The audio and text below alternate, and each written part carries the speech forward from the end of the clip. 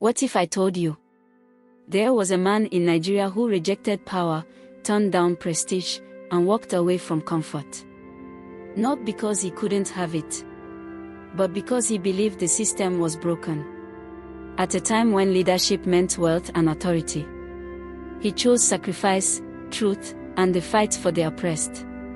He stood against colonial rule. He challenged traditional dominance. And he gave a voice to the forgotten masses, the Talakawa. This is not just history. This is the story of a man who saw a light on the horizon and decided to walk into it, no matter the cost. This is the story of Mallam Aminu Kano. Mallam Aminu Kano was not just a politician. He was a teacher, a poet, a playwright, and a fearless trade unionist from Kano. One of the most prominent figures in Nigeria's independence movement and post-independence political history, he was known for his opposition to colonialism, the dominance of traditional rulers, and the social inequalities in northern Nigeria. He was an exceptional figure in Nigeria's political history, a paragon of moral integrity and selfless leadership.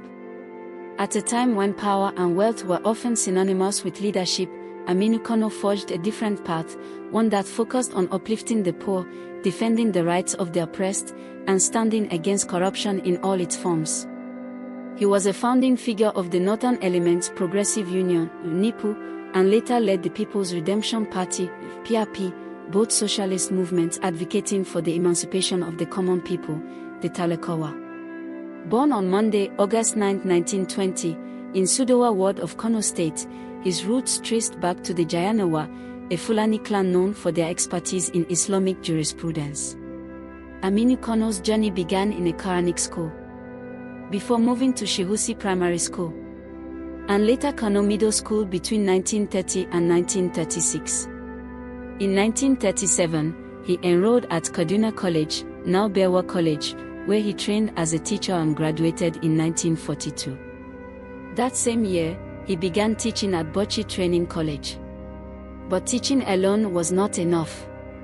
In 1943, alongside Saadu Zunga and Abubakar Tafawa Balewa, he co-founded the Bauchi General Improvement Union, an organization that challenged the socio-political system of indirect rule. It was the earliest political movement in northern Nigeria. Then came a turning point. In 1946, he received a colonial scholarship to study at the Institute of Education, University of London.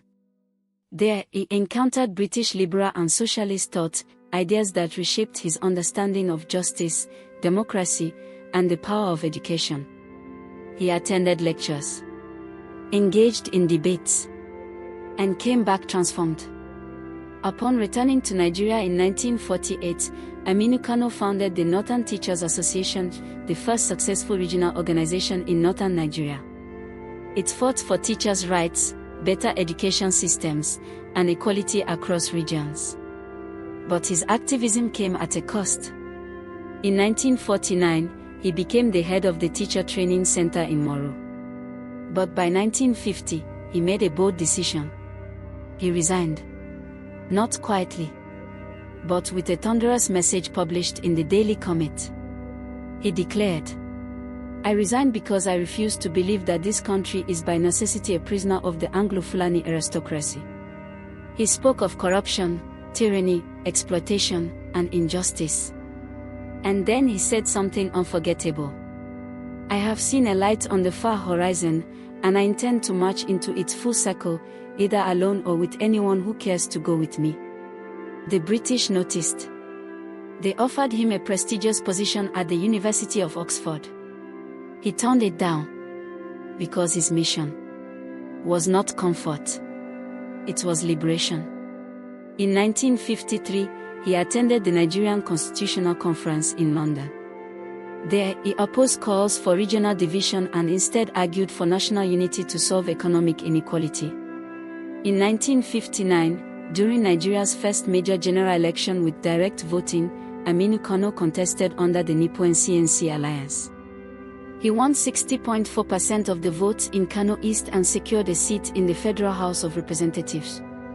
Despite his influence, he rejected a ministerial position, calling it unseemly to accept power without real authority, especially while thousands of his supporters were imprisoned. After independence in 1960, he remained a moral compass in Nigerian politics. Then came the military era. Between 1967 and 1971, General Yakubu Gowon appointed him Federal Commissioner for Communications. And later, from 1971 to 1974, Federal Commissioner for Health.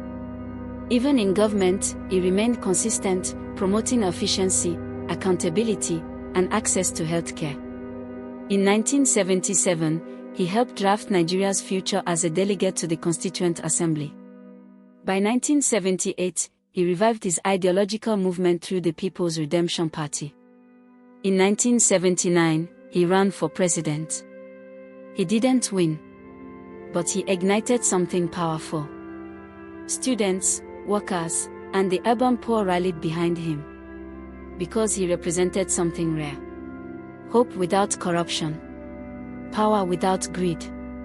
Leadership without compromise.